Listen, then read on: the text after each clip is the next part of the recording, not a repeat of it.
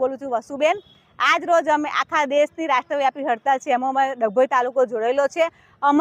અમારી માંગ એ છે કે 2018 પછી કેન્દ્ર સરકારે અમારો કોઈ પણ પગારનો વધારો કર્યો નથી અને આ મોબાઈલની કામગીરી એટલી બધી કરવામાં આવે છે કે મોબાઈલનું નેટના પૈસા બી નથી ચૂકવવામાં આવતા, નવો મોબાઈલ બી આપવામાં આવતા નથી। બહેનો પોતાના ખર્ચે પોતાના નવા મોબાઈલ લાવીને પોતાની કામગીરી કરે છે અને સરકારે અમને ગ્રાન્ટ ફાળવી દીધી છે, તે છતાં હજુ અમને મોબાઈલ લેવામાં આવતો નથી। અને બીજું કે FRS જે ફોટો સિસ્ટમ છે કે બાળકોને THR કરવામાં આવે છે, એનો ફોટો સિસ્ટમ છે, તો હું 7 થી 3 વર્ષનું બાળક સ્થિર ઊભું રહે, આંખો પટપટાવે તો એ ફોટો સિસ્ટમ બંધ કરાવો। જો તમારે THR આપવું જ હોય તો ડાયરેક્ટ THR સહી કરીને આપતા તે રીતે THR અમને અપાવો। અને બીજી વધારાની કામગીરી છે અત્યારે BLOની કામગીરી, તો BLOની કામગીરી બહેનો કરવા જશે તો અમારું આંગણવાડી શું? એમ સરકાર એવું કહે છે કે પોષણ સ્તર ઊંચું લાવો તો કમનું આવે કે બહેનોને કામગીરી જેટલી બધી આપવામાં આવે છે બહારની કામગીરી, તો આંગણવાડીનું કેન્દ્ર કેવી રીતે સંભાળી શકશે એ લોકો? તો બહારની બીજી કામગીરી બહેનો અમારી કરવા તૈયાર નથી અને BLOની કામગીરી તો બહેનો કરે જ નહીં, કારણ કે એમાં આંગણવાડી બહેનો ભણેલી છે જ નહીં એટલું બધું કે જેથી ઇંગ્લિશમાં એ કામ કરી શકે।